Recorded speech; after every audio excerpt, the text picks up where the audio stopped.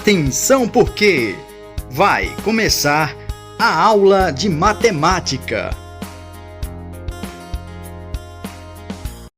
Olá pessoal, tudo bem com vocês? Aqui é a professora Ismaele para mais uma aula de matemática com o 7º ano e o EJA 3, certo?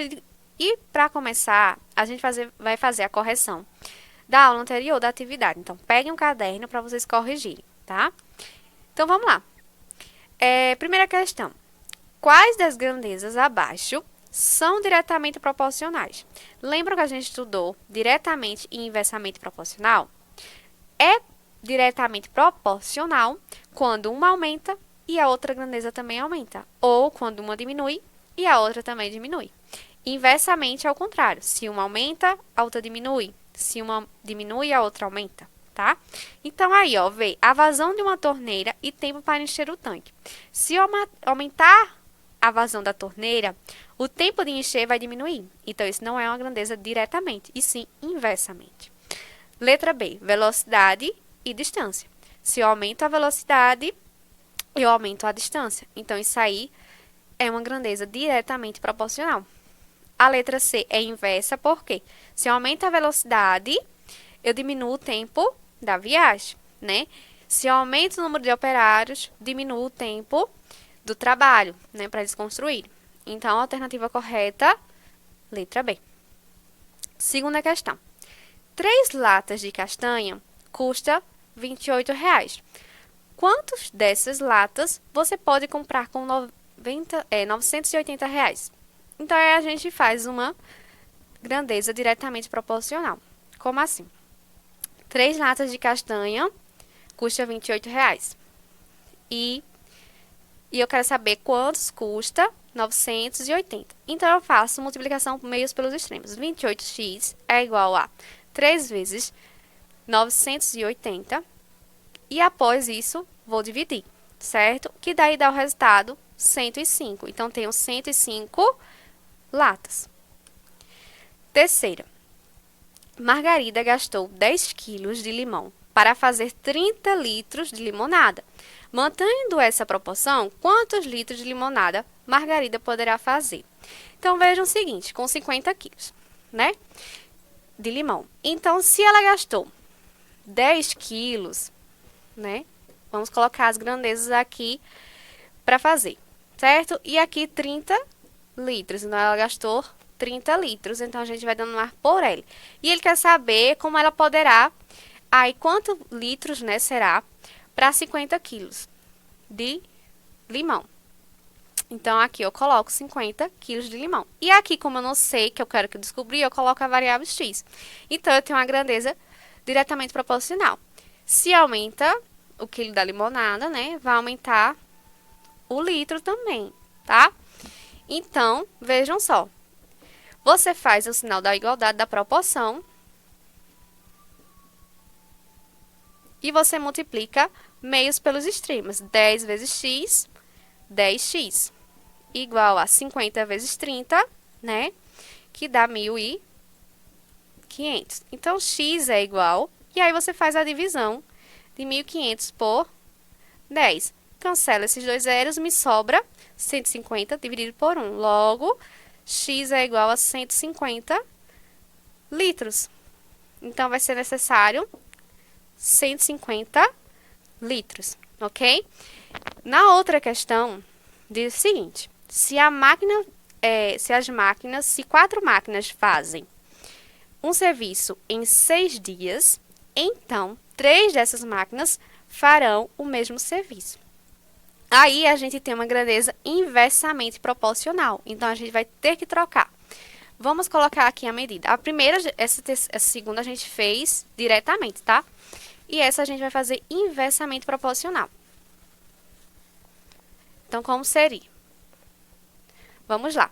Eu tenho 5 máquinas, né? Então, aqui eu tenho 4, aliás, máquinas. Então, vou colocar aqui máquinas. Faz um serviço em 6 dias. Em 6 dias. Aí, ele quer saber, então, 3 dessas máquinas farão o mesmo serviço, tá? E aí a gente tem dessa forma. O que é que eu vou fazer? Vou inverter uma, certo? Setinha para cima e a outra setinha para baixo. Então, eu inverto, tá? E aí, você faz o seguinte.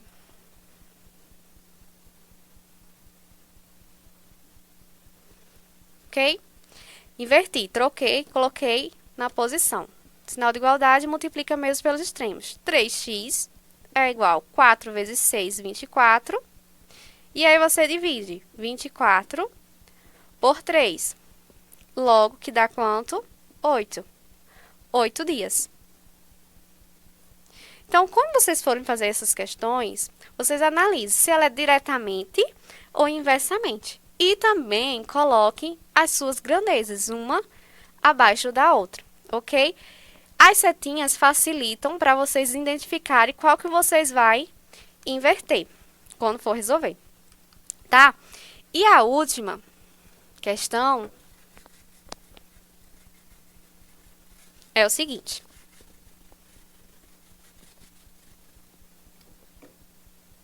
Vamos lá. A última é o seguinte. Para realizar um serviço de pintura, 8 pintores demoram 9 dias. Se tivermos 24 pintores para fazer o mesmo serviço, demorará? Então, se eu tenho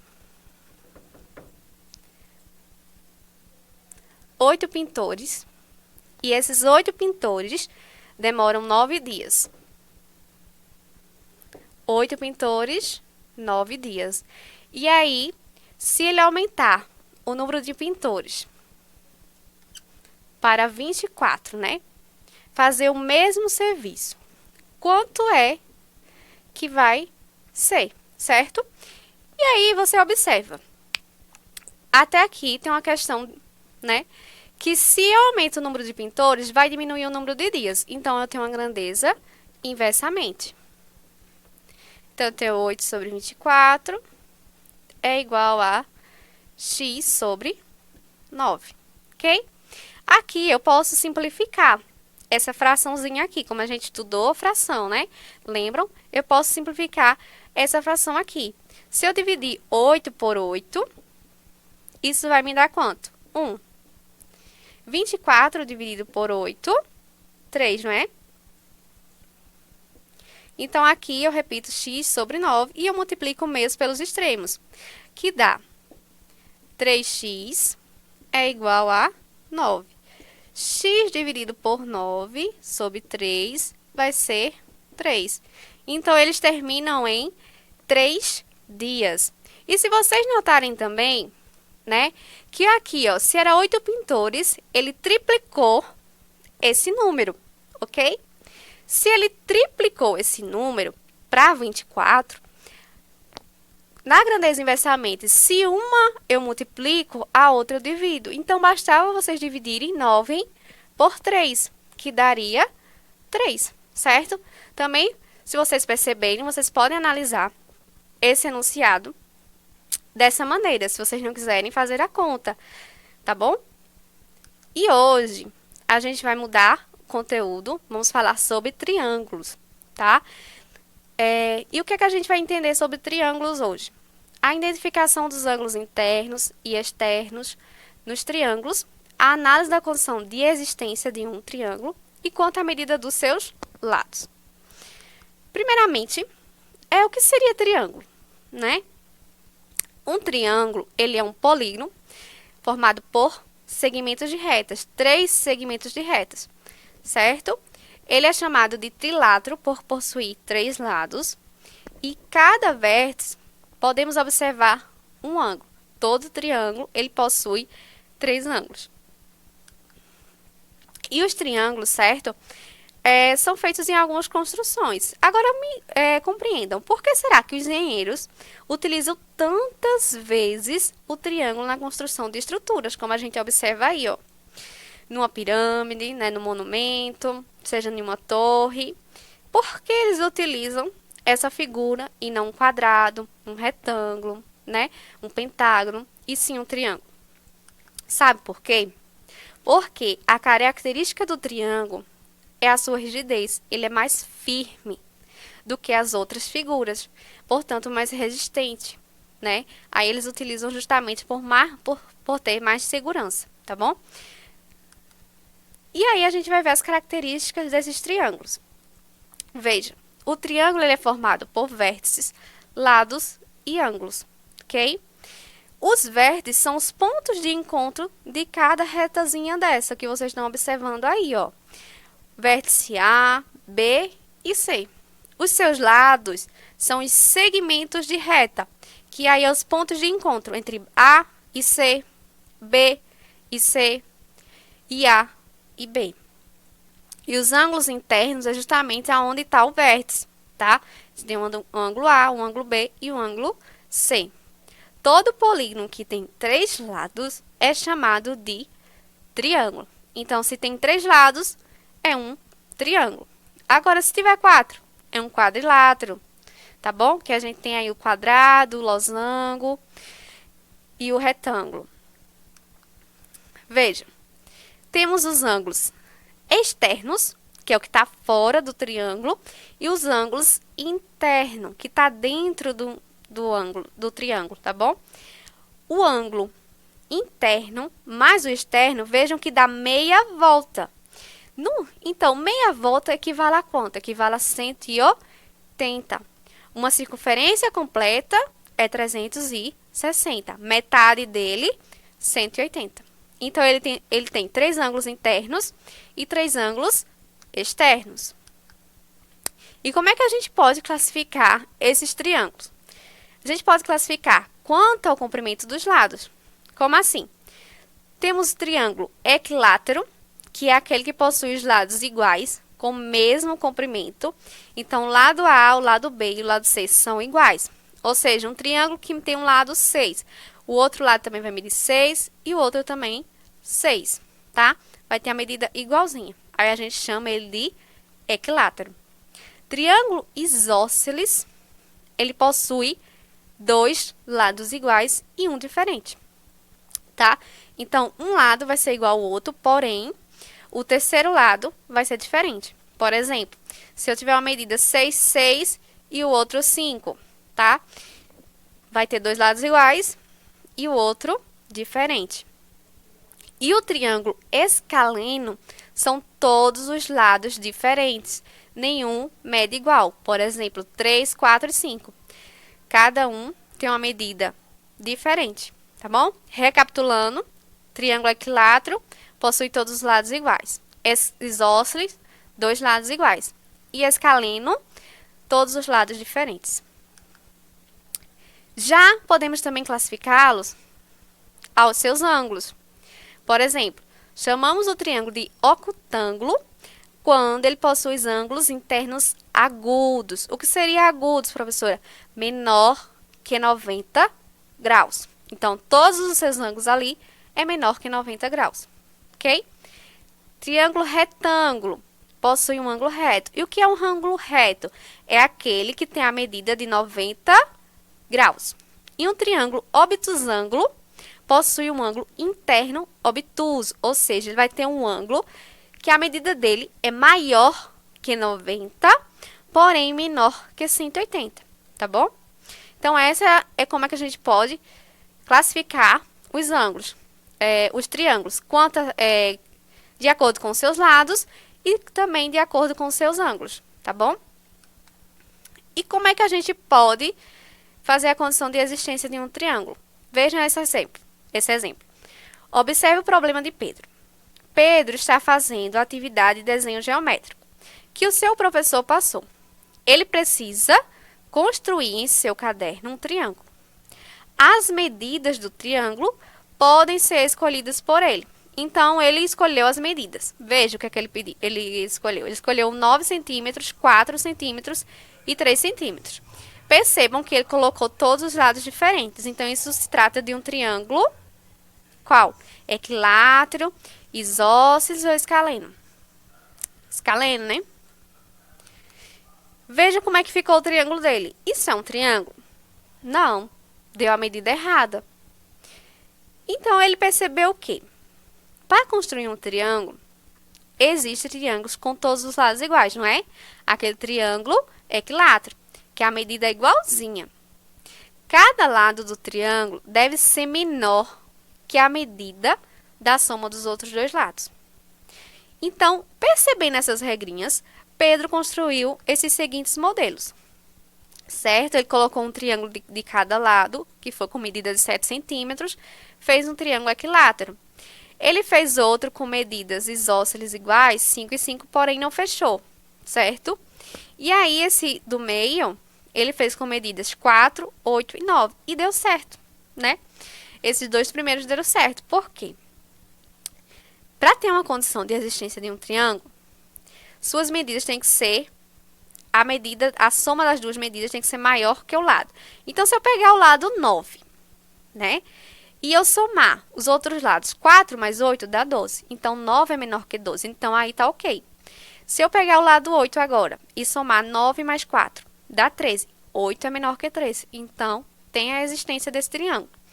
E o 4, se eu pegar o 4, então, vou somar 9 mais 8, 17. Então, 4 é menor que 17. Então, esse triângulo é possível, porque as medidas da soma dos lados é maior que o lado, tá? Vamos lá ver essa questãozinha aqui, ó. Verifique se é possível construir um triângulo com medidas 11, 8 e 8 centímetros. Se for possível, construa. Em todo triângulo, a medida de qualquer lado é menor que a soma. Então, aí, ele construiu. Mas nem precisava construir, né? Só de você observar os lados, você vê se existe uma condição de existência de triângulo. Pega aí o lado de 11 e você vai somar os outros dois lados. 8 mais 8, 16. Depois pega o lado 8. E aí você vai somar 11 mais 8, né? Que dá 19. Então, 8 é menor que 19. A gente tem um triângulo isósceles aí, dois lados iguais. Então, a outra medida também vai dar 19. Então, essa condição existe. Somente quando eu pego um lado e esse lado, quando eu for somar os outros dois lados, ele tem que ser maior. Se for menor, não é possível fazer esse triângulo, tá bom? Isso é para a condição de existência de triângulo. Se lá, em alguma situação, para vocês resolverem, de condição de existência, vocês têm que observar a soma dos lados desse triângulo, tá bom? Separa um ladozinho, pega uma medida de um lado e depois você soma as outras duas que sobrou. E vê se ela é maior, tá bom? E os ângulos em um triângulo?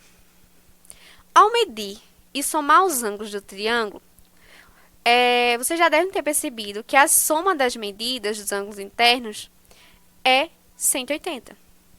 Como assim? Vamos ver essa experiênciazinha que está aqui, ó. Primeiro, desenha um triângulo qualquer em uma folha de papel.